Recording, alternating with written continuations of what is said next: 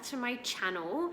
I am extremely nervous about filming this video, but I do believe it is something so important and something that does need to be talked about to let other women know out there that they are not alone when it comes to being in this situation. I feel like there are so many other endo sufferers out there that do have to experience this, unfortunately, and it is something that affected me quite a lot, and I just want to share this story to raise more awareness about it. So the topic I am talking about today is losing my job. I had two jobs, so a dance teacher, which I'm still doing. I've been a dance teacher since I was like 14 or 15. Love absolutely every minute of it. Love all my students. I call them my kids because I've known some of them since they were like 2 years old and now they're like teenagers, and it's just so crazy. And to me, it's not really a job, teaching. It's because it's something I love so much. It's a hobby, it's a passion. So that's kind of like my happy place.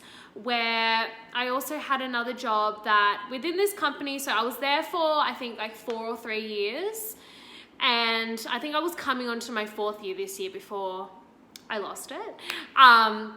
But within that company, I had done so many roles in this company, and I'd recently stepped into a new role which I created. So I loved this company so much. I was so proud of it.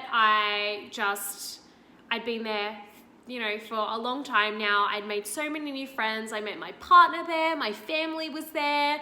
Like, it was such a happy place for me. It's my getaway where I used to go all the time.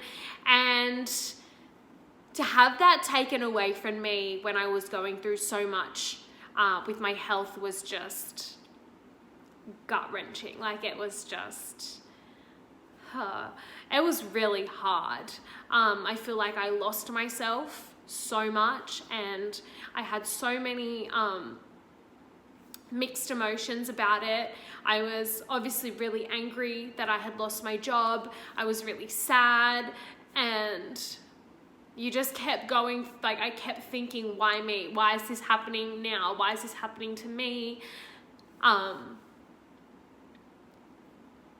Yeah, it was just really hard.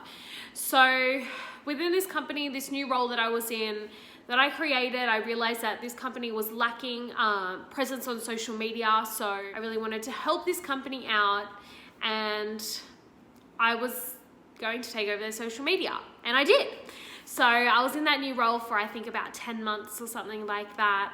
And unfortunately, my health just went downhill very quickly. I was constantly in and out of hospital, so many specialist appointments, doctor's appointments, so many tests being done. I knew I had to have 3 surgeries. So I knew there was a lot going to happen for me health-wise. Now, with this job, I loved it so much. I lived and breathed it. I literally would work from home as well. Like, I'd go home, I'd continue working till crazy hours of the night, but that's because I loved it so much. It's not because I had to do it, it's because of how much I actually loved this job. And I was so proud of it. It's just so crazy to think how something that you love can be taken away from you just like that. Like, click of a finger, it was taken away. So because I was going through so much with my health as well, I was like, emotionally, I was all over the place. Mentally, I was just not coping well as all the physical pain that I was in. So emotionally for me, what hurt was, on top of trying to figure out what was going on with my ovaries and everything else, I had a lot of problems with my intestines. So my intestines were extremely inflamed, and they needed to get to the bottom of my intestines before they could do any other surgeries, because for your intestines to be inflamed, that's not really normal. There is a big history of bowel cancer in my family, and that's not something that I wanted to take lightly. So I needed to have colonoscopies, gastroscopies, there needed to be biopsies done. So my head was just all over the place. I'm thinking, I have to be tested for cancer, I have to have surgeries. All of a sudden I lost my job, and it all just happened so quickly, and I didn't have any time to think. Like, I didn't have any time to process it. And that's why my emotions were so all over the shop. I was trying to fight for my job. I was trying to get my health back on track, trying to, be cleared. to have other surgeries, and it was just so much for me to take on. I remember when I first got the news that I was being let go, and the reason I was given was because who was going to do my job when I'm sick? So because I created this role, I was the only one in this role. So that was the only reason they gave me, was who's going to do my job when I was sick. In my mind, like 100 things went running through my head. I was like, well, that's really not my problem. If I'm going to be away sick, that's up to a manager or a boss or something to really take that on upon themselves and hire more staff. So to me, that's really what went through my mind, is I shouldn't be punished for being sick, was what went through my head. And then came with the why me? Why is this happening to me? When is all this going to be over? Petrified of going to look for another job, knowing that, you know, my health the way it was, and petrified to go and apply for a different job and say, hey, look, I'm going through all this with my health, but I still wanted a job. I still needed a job.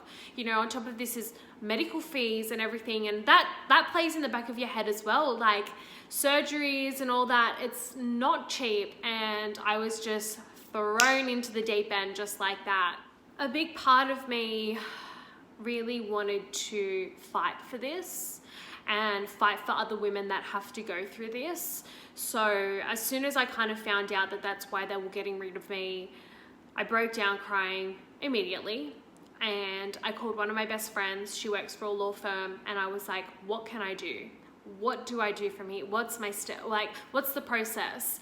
And you know, there was a process that I probably could have gone down, but for me, I was so emotionally drained, physically in so much pain all the time. I knew I had surgeries coming up, and to be honest, I got tired.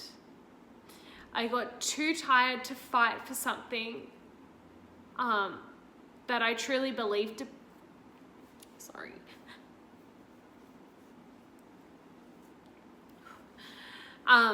I got too tired to fight. And I really just couldn't do it anymore. So I really needed to switch my mentality and focus on myself, focus on my health, my well-being, my happiness. And that's something that I just needed to give time to heal, like, you know, emotionally and mentally. And there were a lot of bumps along the way. Like, it's not like, you know, oh, I lost my job and then, you know, I just stayed home all the time and I was just lazing around and things like that. That wasn't the process. It was trying to find other jobs. What am I going to do? How is all, like, trying to find a new job going to tie in with my surgeries coming up? And it was just a mental, like, just back and forth, back and forth, back and forth. And it got exhausting, so exhausting. And I think for me now, I'm just so happy that the Australian government is finally putting things into place for situations like this. I feel like so many other women out there are now going to have the help and assistance that they need when coming across this kind of situation. And that makes me so happy. So I am staying quite positive about it. And I'm really happy that I have given, like, my body the time to recover and just go through things and just not have put any pressure on myself. Don't get me wrong, there has been days where I've just cried and cried and cried because I just feel like I have no value. Obviously not having, you know, that other job, I felt like I had no value. Like, it's just crazy how much a job can, you know, have on, like, how much it affects your confidence and things like that. But now I'm so glad that I've listened to my body, and I've continued to teach all my students that I adore so much. And look, I don't just want to talk about negative employers, because I feel like, you know, the studio that I teach at and some of the high schools that I teach at have been so supportive. You know, if there's days that, you know I'm about to get my period, I just let my boss know. I said, look, I'm not sure how I'm going to feel. And, my boss says, no worries. We're going to have an assistant teacher for you on standby. If you can come in, just come in, sit down, but let the assistant teacher take over. Or if you can't come in at all, that's totally fine. And that has been the most reassuring and one of the biggest blessings for me. That has just made me feel so... I just keep crying, sorry. That has just made me feel so much comfort and so much support, and you pretty much know that not everyone out there is the same, and not everyone's going to treat you the same or look at you different just because you do have, a condition. So that is pretty much my positive twist on things, that just know that there are employers out there that are going to listen to you, that are going to understand you, and that are going to support you. So yeah, I think I'm going to wrap up this video here before I keep crying any longer. But thank you so much for watching another one of my videos. Please like, share, and subscribe, and I'll be sure to see you all in my next video.